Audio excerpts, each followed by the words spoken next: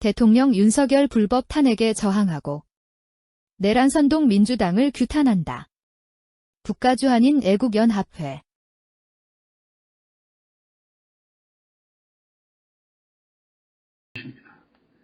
12.3 비상계엄의 선포는 국가가 위기 상황과 비상사태에 처해 있음을 선언한 것입니다. 국민을 억압하고 기본권을 제한하려는 것이 아니라 주권자인 국민께서 비상사태 극복에 직접 나주십사 하는 간절한 호소입니다. 그런데 거대 야당은 제가 국회의 요구에 따라 계엄을 해제한 그날부터 탄핵 시동을 걸었습니다. 하지만 비상계엄은 범죄가 아니고 국가 위기를 극복하기 위한 대통령의 합법적 권한 행사입니다. 저는 긴급 국무회의를 거쳐 방송을 통해 비상계엄을 선포했고 그 과정에서 거대 야당의 국회 독재가 망국적 위기를 초래하였다고 했기 때문에 많은 사람들이 국회로 몰려들 것이었고 계엄 상황에서 질서 유지를 위해 국회에 최소한의 병력을 투입했으며 국회가 해제 요구 결의를 하자 즉각 병력을 철수하고 국무회의를 소집해서 계엄을 해제했습니다. 다 알고 계시다시피 2023년 중앙선관위를 포함한 국가기관들이 북한에 의해 심각한 해킹을 당했습니다. 중앙선관위는 이 같은 사실을 국가정보원으로부터 통보받고도 다른 국가기관과 달리 점검에 제대로 응하지 않았습니다. 나중에 채용비리 사건 때문에 울며 겨자 먹기로 응한 일부 소극적 점검 결과 심각한 보안 문제가 드러났기 때문에 중앙선관위 전산 시스템 스크린 차원에서 소규모의 병력을 보낸 것입니다. 선거의 공정과 직결되는 중앙선관위의 전산 시스템 보안 문제는 우리 자유민주주의 체제의 핵심 공공재이자 공공자산을 지키는 일입니다. 더구나 그동안의 선거 소송에서 드러난 다량의 가짜 부정투표 용지 그리고 투표 결과가 도저히 납득하기 어렵다는 통계학과 수리과학적 논거 등에 비추어 중앙선관위의 전산 시스템에 대한 투명한 점검 필요성이 꾸준히 제기되어 왔습니다. 이런 조치들의 어떤 부분이 내란이고 범죄라는 것인지 도대체 이해할 수가 없습니다. 비상계엄이라는 것 자체가 불법이라면 계엄법은 왜 있으며 합동참모본부의 계엄과는 왜 존재하겠습니까?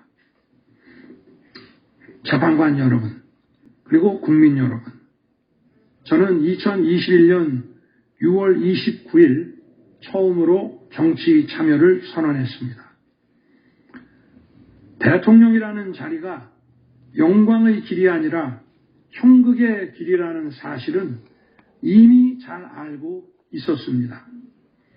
또 대통령직을 아주 가까이에서 지켜보신 어떤 분은 우리나라 대통령직은 저주의 길이라면서 만류하시기도 했습니다. 그러나 자유민주주의라는 헌정 질서가 무너지고 있는 상황에서 나라를 지키고 싶어 정치를 시작했습니다. 그때 정치 참여를 선언하면서 국민께 드린 약속이 있습니다.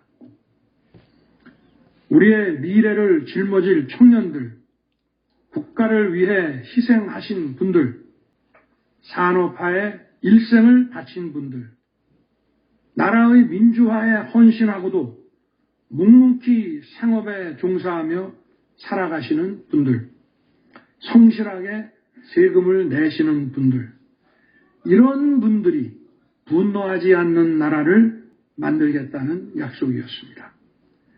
그리고 청년들이 마음껏 뛰는 역동적인 나라, 창의와 자유가 넘치는 혁신의 나라, 약자가 기죽지 않은 따뜻한 나라.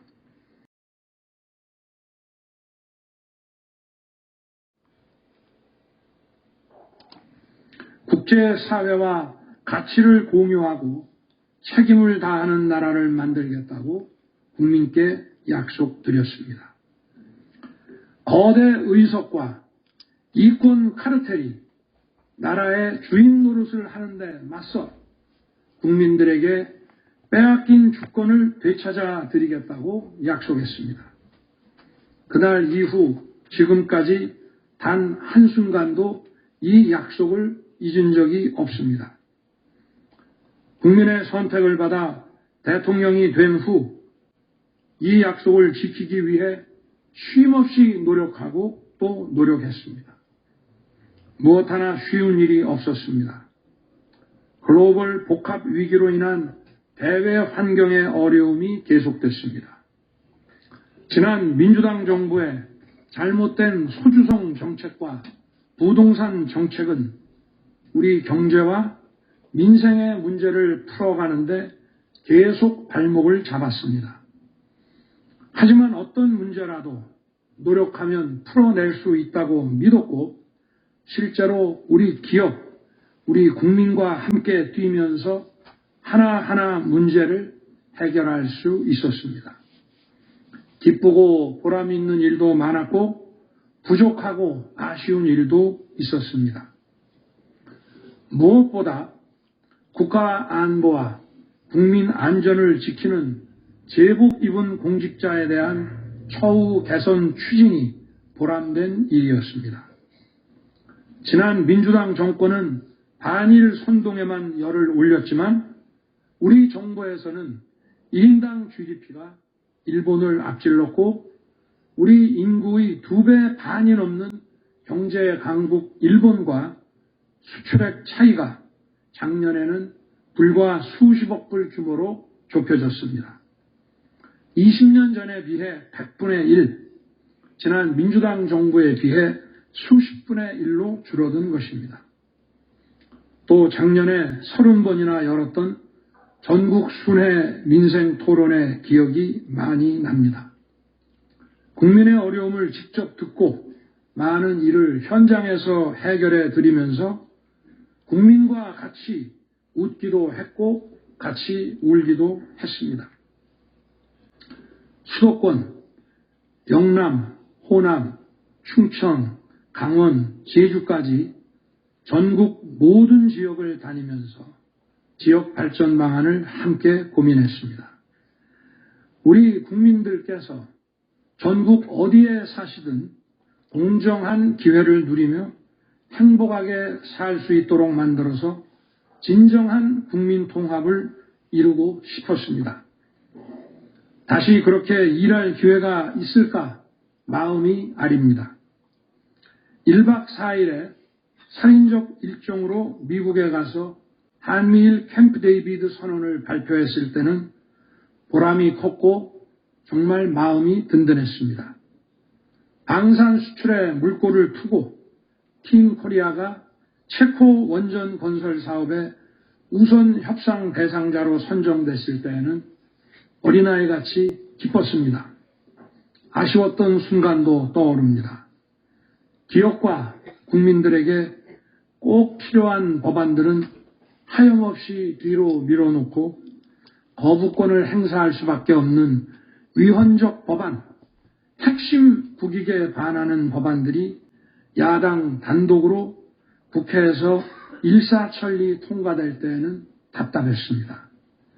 국방, 치안, 민생을 위해 꼭 필요한 아킬레스건 예산들이 삭감됐을 때에는 막막했습니다.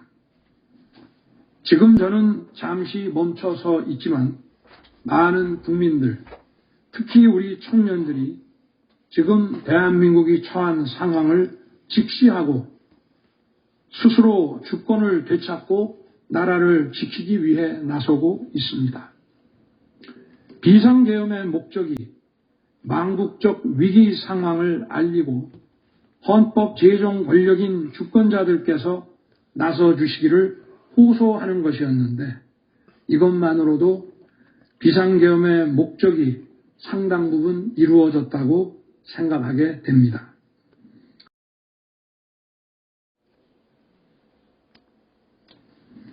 저의 진심을 이해해 주시는 우리 국민과 청년들에게 진심으로 감사 말씀을 드리고 싶습니다.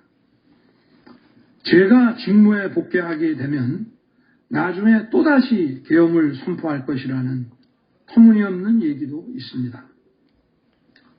계엄의 형식을 빌린 대국민 호소로 이미 많은 국민과 청년들께서 나라의 상황을 직시하고 나라 지키기에 나서고 계신데 그런 일을 또 할 이유가 있겠습니까? 결코 그런 일은 없을 것입니다.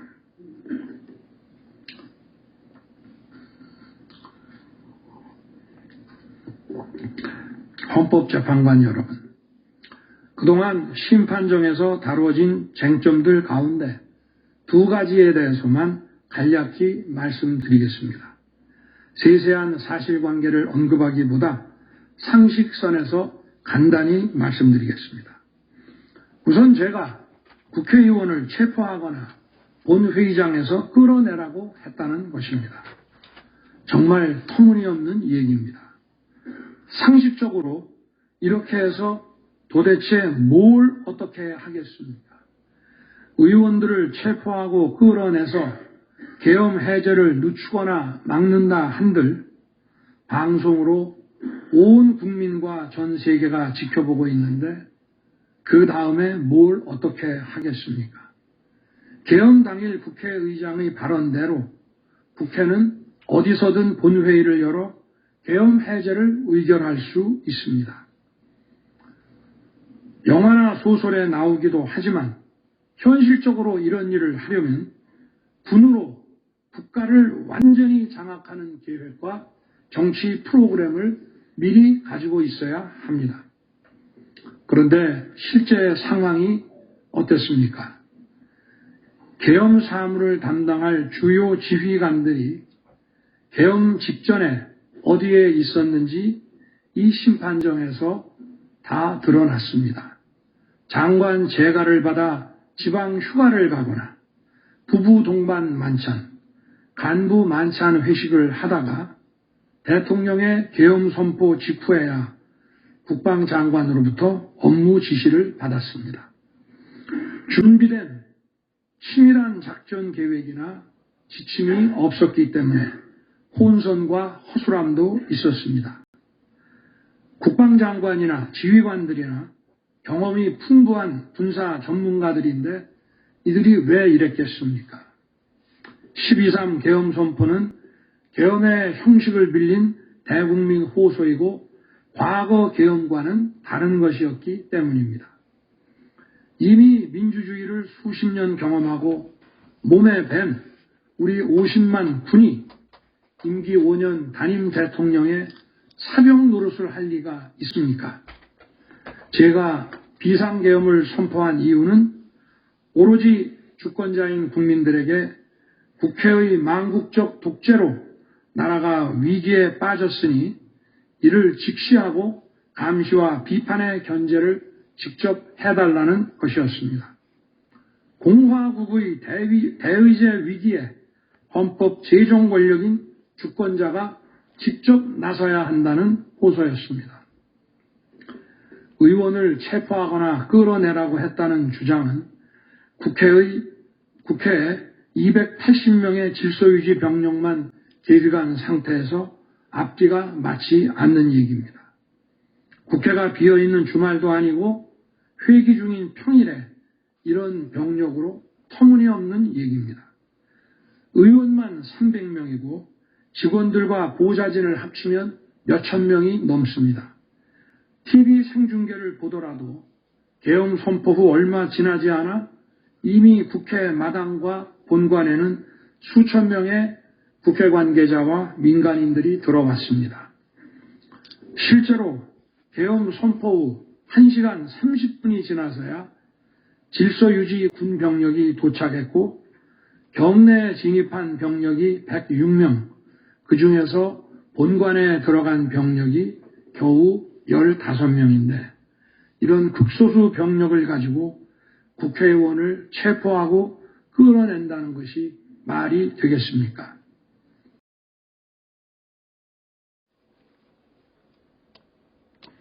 게다가 의결 정족수가 차지 않았으니 본회의장에 들어가서 의원들을 끌어내라고 했다는데 의결 정족수가 차지 않았으면 더 못 들어가게 막아야지 끌어낸다는 것도 상식에 맞지 않는 얘기입니다. 본관에 진입한 군인들은 본회의장이 어디에 있는지도 몰랐다고 합니다. 무엇 하나 말이 되지 않습니다. 단 한 사람도 끌려 나오거나 체포된 일이 없었으며 군인이 민간인들에게 폭행당한 일은 있어도 민간인을 폭행하거나 위해를 가한 일은 한 건도 없었습니다. 실제로 일어나지도 않았고 일어날 수도 없는 불가능한 일에 대해 이런 주장을 하는 것은 지난번에도 말씀드렸지만 그야말로 호수 위에 비친 달빛을 던져내려는 것과 같은 허황된 것입니다. 거대 야당은 대통령의 헌법상 권한에 기해 선포된 계엄을 불법 내란으로 둔갑시켜 탄핵 소추를 성공시켰습니다. 그리고는 헌재 심판에서는 탄핵 사유에서 내란을 삭제했습니다. 그야말로 초유의 사기 탄핵이 아닐 수 없습니다. 내란이냐 아니냐는 긴 시간의 복잡한 심리를 통해 가려지는 게 아닙니다. 내란이냐 아니냐는 판례에서 보듯이 실제 일어난 일과 진행된 과정에서 드러난 결과로 누구나 쉽게 바로 알 수 있어야 내란이 되는 것입니다. 거대 야당과 소추단이 헌재 심판 대상에서 내란을 삭제한 이유는 심판의 심리 시간을 단축시키려는 것이 아니라 내란의 실체가 없기 때문입니다. 더구나 12.3 계엄은 발령부터 해제까지 역사상 가장 빨리 종결된 계엄입니다. 그러다 보니 계엄사령부 조직도 구성되지 못했고 예하 수사본부 조직도 전혀 만들어지지 못한 채 그냥 계엄이 종료됐습니다. 비상계엄 국무회의에 대해 간단히 말씀드리겠습니다. 계엄 당일 국무회의는 국무회의로 보기 어렵다는 주장이 있습니다. 그런데 국무회의를 할 것이 아니었다면 도대체 12월 3일 밤에 국무위원들이 대통령실에 온 이유를 오히려 제가 묻고 싶습니다. 국무회의가 아니라 간담회 정도였다는 주장도 있습니다만 그날이 간담회를 할 상황은 아닙니다. 간담회는 의사 종족수도 없는데 국무회의 의사 종족수가 찰 때까지 왜 기다렸겠습니까? 당일 저녁 8시 반부터 국무위원들이 차례로 오기 시작했고 저는 비상계엄에 대해 설명하고 국방장관은 계엄의 개요가 기재된 비상계엄 선포문을 나눠줬습니다. 국무위원들은 경제적, 외교적으로 어려움이 있다고 우려했고 저는 대통령으로서 각 부처를 관장하는 국무위원들의 생각과 다른 생각을 가지고 있으며 국가가 비상 상황이고 비상한 조치가 필요함을 설명했습니다. 그리고 각 부처 장관의 우려사항, 예를 들어 경제부총리의 금융시장 혼란 우려와 외교장관의 우방국 관계 우려는 제가 걱정하지 말라고 했습니다. 국무위원들이 과거의 계엄을 연상하고 있는 상황에서 저는 그냥 걱정하지 말라고 할 수밖에 없었습니다. 의사 정족수 충족 이후 국무회의 시간은 5분이었지만 그 이전에 충분히 논의를 한 것입니다. 다음날 새벽 해제 국무회의는 소요 시간이 단 1분이었습니다. 실제 정례 주례 국무회의 경우에도 모두와 마무리 발언 등을 하고 많은 안건을 다루기 때문에 1시간가량 걸리지만 개별 안건의 심의 시간은 극히 짧습니다. 또한 비상계엄을 위한 국무회의를 정례 주례 국무회의처럼 하기는 어렵습니다.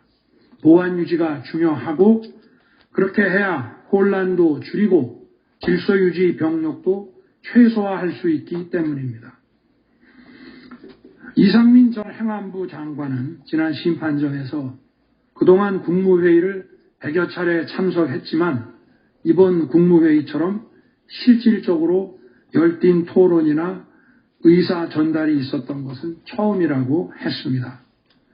국무회의 배석을 위해 비서실장과 안보실장도 통상처럼 대통령실로 나오도록 했고 국가 안보의 문제이기도 해서 국정원장도 참석시켰습니다. 1993년 8월 13일 김영삼 대통령께서 긴급 재정경제명령으로 금융실명제를 발표했을 때도 국무위원들은 소집 직전까지 발표한다는 사실 자체를 몰랐고 국무회의록도 사후에 작성됐습니다. 그때 상황은 이인재 당시 노동부 장관께서 이미 공개적으로 설명한 바 있습니다. 그러나 아무도 이를 두고 국무회의가 없었다고 하지 않았고 당시 헌법재판소는 긴급명령 발동을 모두 합헌이라고 결정했습니다. 그 밖에 여러 쟁점들에 대해서는 변호인단의 변론으로 가름하겠습니다. 재판관 여러분, 그리고 국민 여러분, 저는 언젠가 해야 하고 누군가 해야 하는 일이라면 지금 제가 하겠다는 마음으로 대통령직을 수행해 왔습니다. 그래서 임기 전반부 동안 역대 정부들이 표를 잃을까봐 하지 못했던 교육, 노동, 연금의 3대 개혁을 중심으로 국정개혁 과제를 과감하게 추진했습니다. 30년 동안 지지부진했던 유보 통합의 첫걸음을 떼었고 늘봄 학교와 융복합 고등교육 그리고 지역산업과의 연계 강화를 위한 과감한 권한 이전 등 교육개혁의 기틀을 마련했습니다. 노사법치의 틀을 새롭게 세우고 4차 산업혁명 시대에 적응하기 위한 노동 유연화와 노동 보호의 개혁 물꼬도 텄습니다. 국가적 난제였던 연금 개혁도 역대 정부 최초로 방대한 수리 분석과 심층 여론조사를 진행하였고 수용성이 높은 방안을 만들어 국회에 제출했습니다. 대통령 임기 초반에는 국민과 유권자에게 선거 때 약속한 공약과 국정과제의 실천, 또 민생에 영향이 큰 사회개혁의 추진이 우선이기 때문에 이러한 스케줄에 맞춰 일해 온 것입니다. 어느 정권이나 임기 초기에는 선거 공약과 국정과제 이행이 우선이므로 정치개혁에는 신경 쓸 여력이 없습니다. 그러다가 전직 대통령들의 5년 임기가 금방 다 지나갔고 변화된 시대에 맞지 않는 87 체제가 여전히 유지되고 있습니다. 정치가 국민을 불편하게 만들고 나라의 발전을 가로막고 있습니다. 또 국가의 미래를 결정하는 일에 미래의 주역인 청년들이 참여할 수 있도록 정치와 행정의 문턱이 더 낮춰져야 합니다. 제가 직무에 복귀하게 된다면 먼저 87 체제를 우리 몸에 맞추고 미래 세대에게 제대로 된 나라를 물려주기 위한 개헌과 정치개혁의 추진에 후반부를 집중하려고 합니다. 저는 이미 대통령직을 시작할 때부터 임기 중반 이후에는 개헌과 선거제 등 정치 개혁을 추진하겠다는 계획을 가지고 있었습니다. 현직 대통령의 희생과 결단 없이는 개헌과 정치 개혁을 할 수 없습니다. 그래서 내가 이것을 해내자고 생각했던 것입니다. 저는 여러 전직 대통령들이 후보 시절 공약하고도 이행하지 못한 청와대 국민 반환도 당선 직후 즉시 추진하고 이행한 바 있습니다. 자녀 임기에 연연해하지 않고 개헌과 정치 개혁을 마지막 사명으로 생각하여 87 체제 개선에 최선을 다하고 싶습니다. 개헌과 정치 개혁 과정에서 국민 통합을 이루는 데도 노력을 다할 것입니다. 결국 국민 통합은 헌법과 헌법 가치를 통해 이루어지는 만큼 개헌과 정치 개혁이 올바르게 추진된다면 그 과정에서 갈라지고 분열된 국민들이 통합될 것이라고 믿습니다. 그렇게 되면 현행 헌법상 자녀 임기에 연연해야 할 이유가 없고 오히려 제게는 크나큰 영광이라고 생각합니다. 그리고 국정 업무에 대해서는 급변하는 국제 정세와 글로벌 복합 위기 상황을 감안하여 대통령은 대외 관계에 치중하고 국내 문제는 총리에게 대폭 위임할 생각입니다. 우리 경제는 다른 어느 나라보다 대외 의존도가 높습니다. 특히 미 트럼프 행정부 출범 이후 국제 질서의 급변과 글로벌 경제 안보의 불확실성에 크게 영향을 받을 수밖에 없습니다.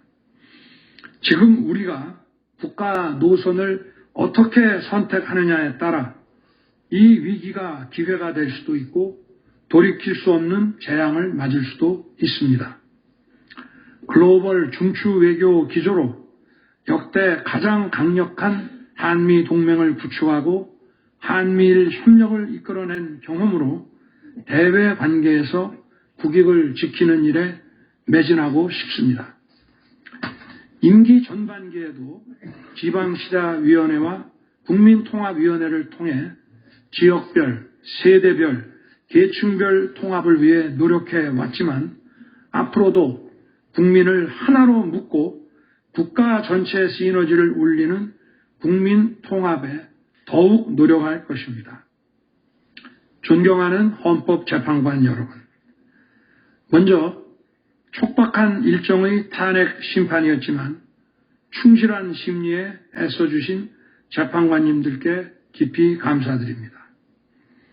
이번 심리는 내란 탄핵으로 소추한 후 심판 대상에서 내란을 삭제한 소추단 측이 제시한 쟁점 위주로 이루어지게 됐습니다.